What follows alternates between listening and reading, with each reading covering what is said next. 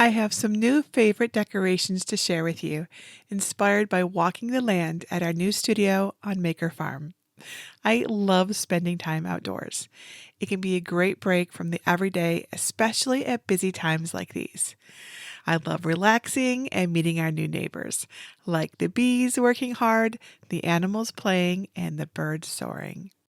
Nature is a big inspiration for my crafting and creativity. Some of my earliest tutorials turned paper into flowers traced right from my garden. In fact, nature is in almost every project I make if you look close, often in surprising ways. The farm is going to be our creative home very soon, so I want to celebrate its natural beauty and all the others who already call it home. My new fox and hummingbird paper lanterns will be fun to display and light up. In Michigan, our hummingbirds have migrated for the season, but our fox neighbors will be here through the winter. I'll keep the lanterns lit while we all wait for spring. Hello everybody, JenniferMaker here. It's a beautiful day to make paper animal lanterns.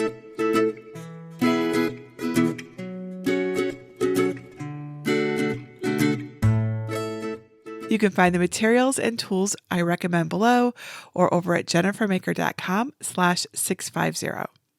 That's also where you can get my free designs, plus a written photo tutorial with all the details. Now let's go back to the studio and make some lanterns.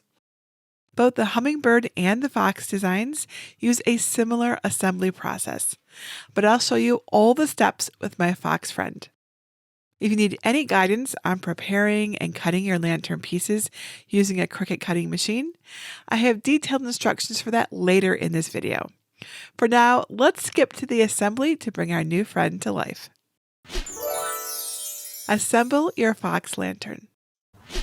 After cutting out the fox design, you should have one body frame, 2 feet, one fur tailpiece, one fur face and chest piece, one nose and mouthpiece, 2 black eye pieces, 2 white eye pieces, 2 ear tips, and 2 inner ear pieces for the body details, and 2 oval lantern frames, 2 circular bases, 6 decorative panels that might look familiar, and 6 diffuser pieces for the lantern.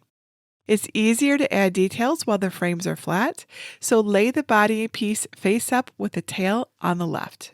Take the left foot piece and place it on the left of the fox's belly to make sure it's correct. Add craft glue to the back of the left foot, then position it. Make sure any slits align perfectly so the lantern pieces will slot in properly later. Then press the foot to set.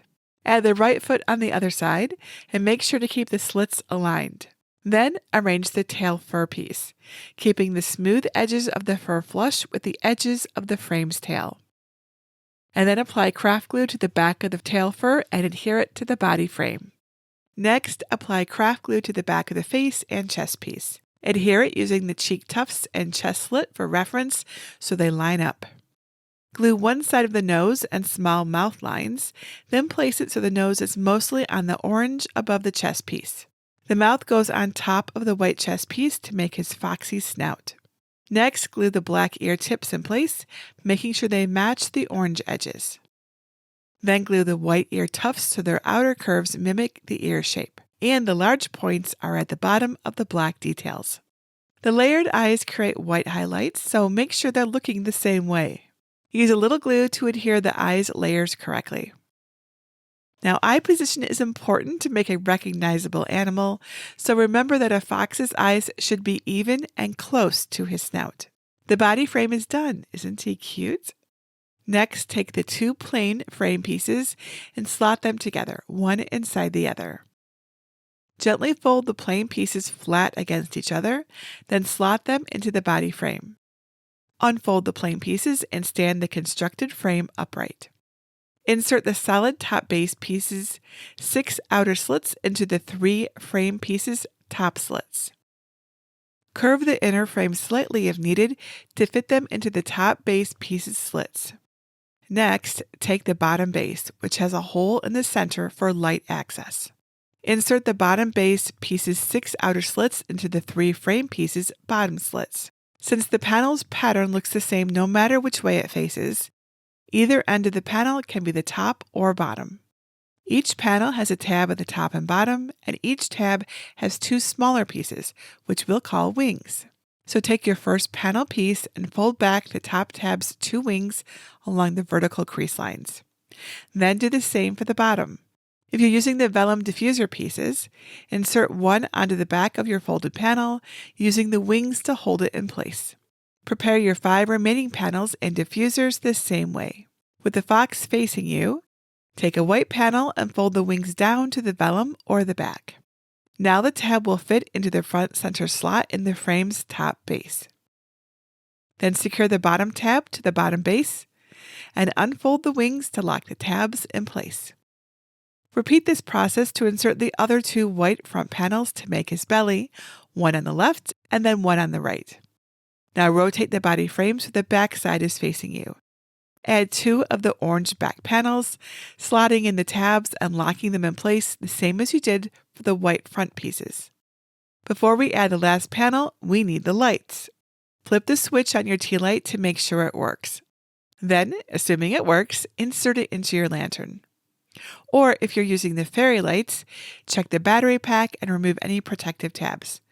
Then power them on to make sure they work. Remove any twist ties and then unwind the lights.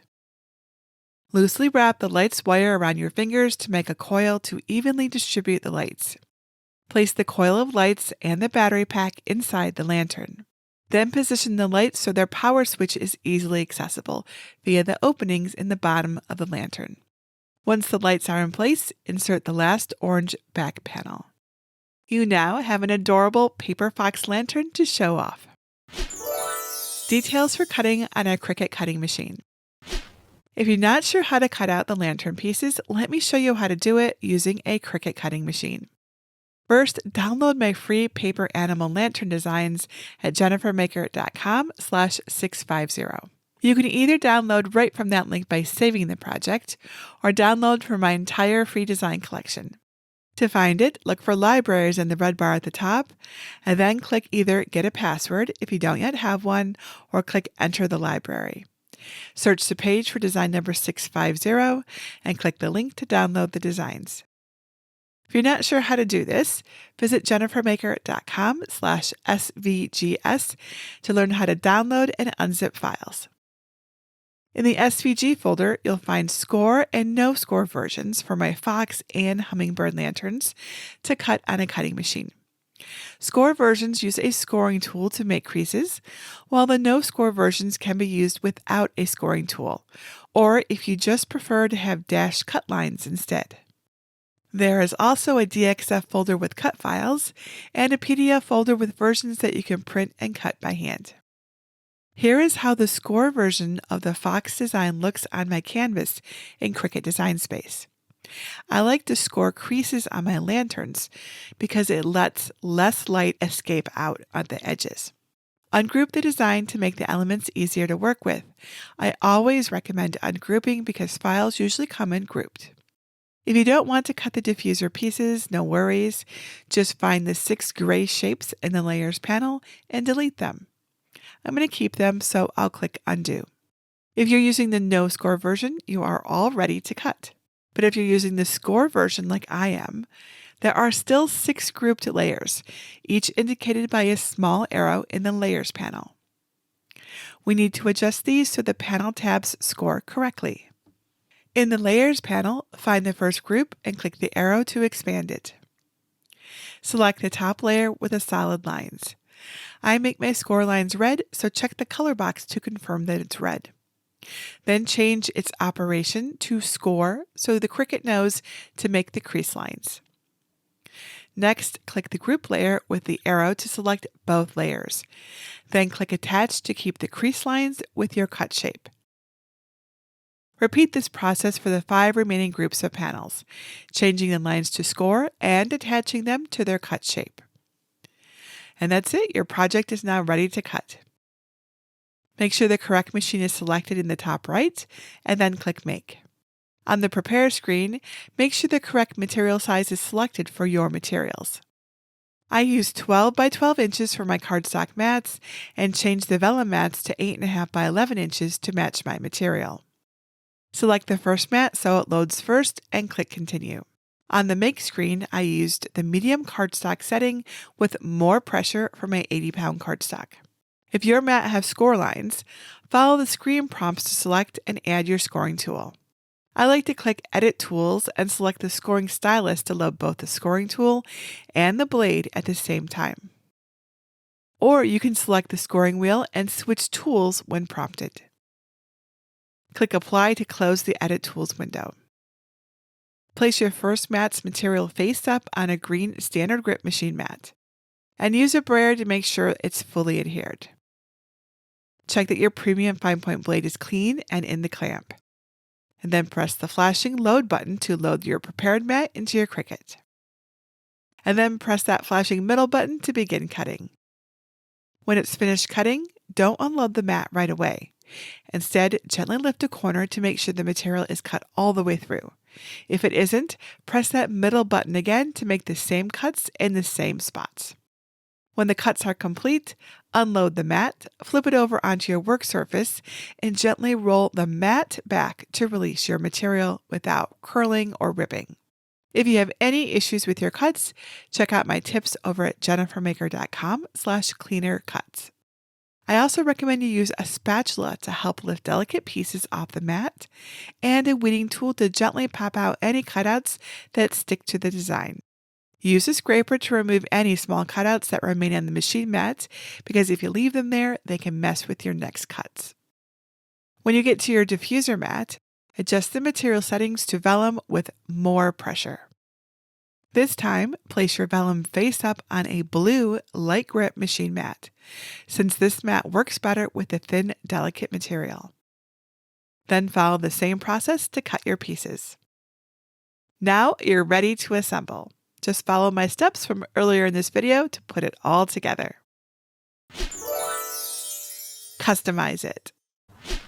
If you loved this paper fox lantern and are interested in assembling the Hummingbird design too, I can show you exactly how to do that. You can get my best tips and tricks for assembling this lantern design through a special program called Advance with JenniferMaker over at JenniferMaker.com/advance. The Advance program helps to advance your crafting skills by teaching you how to make these popular designs unique and special through tutorials and templates, as well as give you advanced access to my vast library of designs, projects, and resources. I may or may not be accepting new members into the Advanced program at the time you see this, but if you're interested, go to JenniferMaker.com/advance to learn more and see how it all works. And that's how you can turn cardstock into a friendly fox. His hummingbird friend follows the same techniques, but I used some foiled cardstock to make it look like iridescent feathers. If you want some help making him soar, the hummingbird has his own video in my advanced program, plus other ways to use cardstock to create 3D projects like this. Or if you'd like to learn how to create lanterns using lots of other shapes and themes, including custom designs, the advanced program can show you how to do that too. And do you want to be more creative with the help of a cutting machine like I have? I would love to make that wish come true. To make that happen, I do a regular giveaway over on my blog at JenniferMaker.com/Cricut giveaway. Get all the details and enter for your chance to win. Or if you have Cricut or craft-related questions that you think I can help you with, just let me know. Leave your question below this video or ask in our awesome Cricut Crafters group at JenniferMaker.com/Cricut Crafters. And I would love it if you would share a photo of your finished paper lantern with us in our group. I love to see the things you make, and I can't wait to see what you do with your creative gifts. And that's it for today. Until next time, this is Jennifer Maker reminding you to craft a life you love.